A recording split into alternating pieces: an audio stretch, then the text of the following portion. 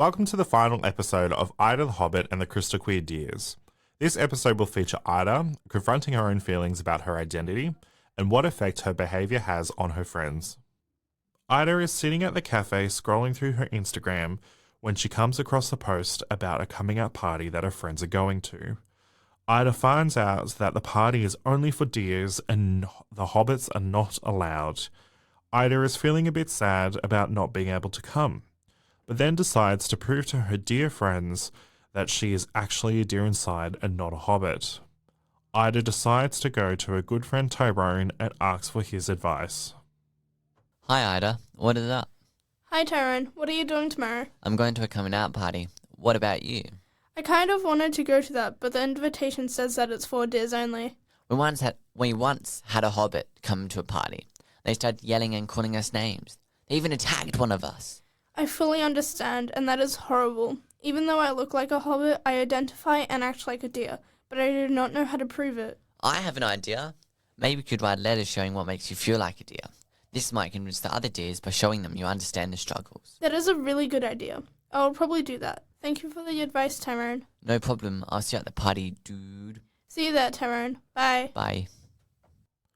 Ida decides to act on Tyrone's advice and goes back to the Sunny Side Up cafe to write her letter. While Ida was thinking about what to write, many things popped into her head. Old beliefs, things she had done, and she realized how awful she had been all this time. She realizes that her behavior was the result of her upbringing and the internal conflict around her own gender identity. After writing the letter, Ida is dealing with feelings of shame and is afraid to confront the group. Ida is on her way to the coming out party, practicing what she will say along the way.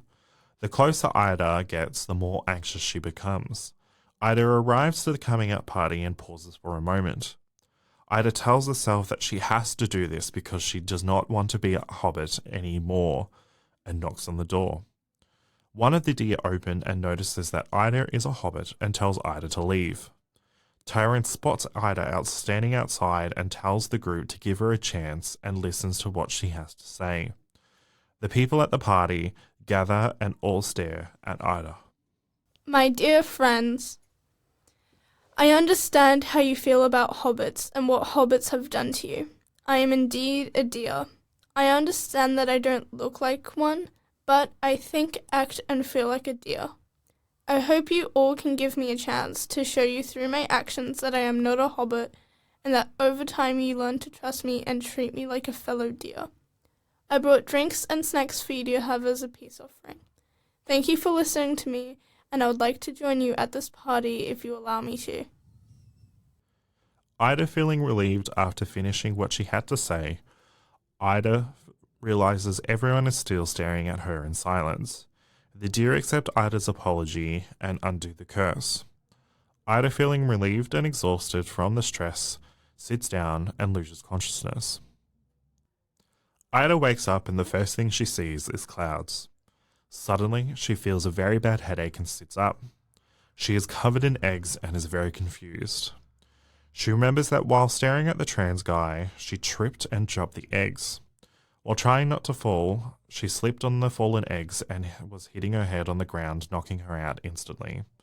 Ida gets up and heads home to get cleaned up. After getting cleaned up, Ida calls Bartholomew and tells him she really needs to urgently talk to him about what happened.